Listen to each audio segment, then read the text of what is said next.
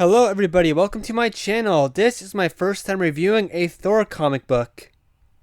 Journey in the Mystery issue 93 is the first appearance of Radioactive Man. The comic has a release date of April 2nd, 1963, and a cover date of June 1st, 1963.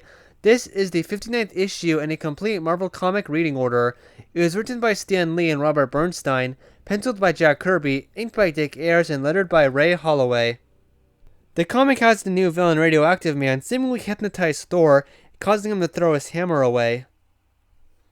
The story starts off with Dr. Don Blake, Thor's secret identity at the time, in India to help with his medical expertise, but the area is hit with missiles, so Don Blake strikes his cane on the ground, transforming his cane into the hammer Mjolnir, and Blake himself into the mighty Thor, and he stops the communist attack on them.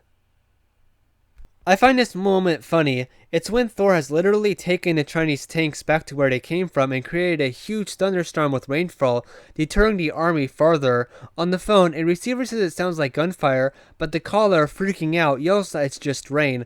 I think the receiver thought the caller snapped at that moment.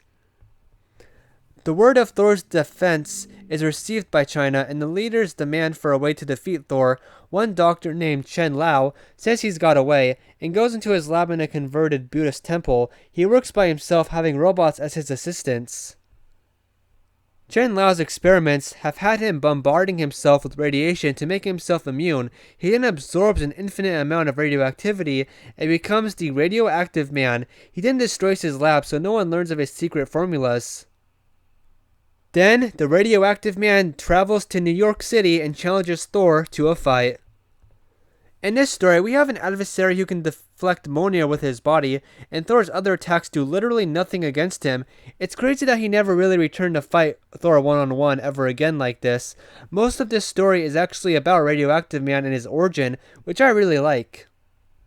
I like the way Radioactive Man uses his powers when coming into New York City. He gets shot into the city in an empty torpedo, then just increases his radioactivity level to melt the case so he can swim to shore. He can also blind people with his body energy. Thor shows off his element powers by literally firing lightning bolts from his hands here, but they don't affect the Radioactive Man at all. Thor doesn't use this power of element control without his hammer very often. For a time after the Radioactive Man challenges Thor, Thor doesn't show and the public wonders if he's a coward, but as Don Blake, he's performing surgery on a patient and can't leave. I find this a little weird to include in the story because it's only written in like 3 or 4 panels. And the public thinking Thor's a coward, well, that's kind of ridiculous. There's even a guy who hilariously says, "Is Thor scared of the Radioactive Man? I don't blame him." One other thing that happens is Don Blake going into his private office at his clinic. He tells his secretary, Jane Foster, the girl he has a crush on, that he's not bothered by the Radioactive Man's threat to tear down the city if he doesn't find Thor. He just goes about his day-to-day, it seems like, when really, he's using a machine to track where he threw Mjolnir when Radioactive Man hypnotized him. But Jane Foster just thinks Don Blake is selfish. Yeah, like I just said, Radioactive Man in this fight manages to hypnotize Thor with his powers and tells him to throw away his hammer. Well, he throws it away alright, so far that the villain leaves Thor standing there, wide-eyed. At this time in Thor comics, if Thor was away from his hammer for a minute, he turned back into Don Blake, and like he did, breaking the Radioactive Man's control. And usually when he did that, not only would he turn back into Don Blake, but his hammer would turn back into the cane he always carries. But for some reason, maybe it's because of radioactivity,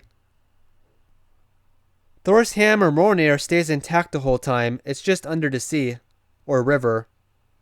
When Radioactive Man can't find Thor's hammer, he comes back and asks Don Blake where Thor is, and he puts him on a goose chase. I like that Radioactive Man doesn't try to hurt anyone else but Thor in this story. Even with his radioactive body, he can change the amount of radioactivity his body gives off. I also think Radioactive Man is a lot more deadly than he's treated, like a more powerful version of the DC villain Fallout. There is a really unique moment in this Thor comic. Dr. Don Blake almost dies while diving 40 feet below water to grab Thor's hammer that's under the river, and he almost drowns before he transforms into Thor again. The only other time I remember Dr. Blake doing something like this dangerous is when he ran away from the Great Gargoyle once, but this is a way more impressive feat. Which means Thor comes back right before Radioactive Man is about to basically nuke New York City, and he conjures up a tornado, gets Radioactive Man stuck inside a tornado, and just drops him off at China right when he explodes, which means, yeah, Thor nukes China in a way. Yeah, that happened in comics, and it's never mentioned afterwards. I find it crazy that Thor stopped Radioactive Man by just throwing him away. He couldn't be stopped by conventional means, like a punch, or hit with his hammer. Okay, first time for a Marvel comic that has a letter page, and I'm not going to be talking about it because I do not have the omnibus or a way I cannot find it. So I hope to be able to do a YouTube short someday and talk about this missing letter page. And but right now I can't get it, and it will be the same for other comic reviews with no letter page readings. If I can find it and I've already reviewed the full comic, I'll just make a YouTube short.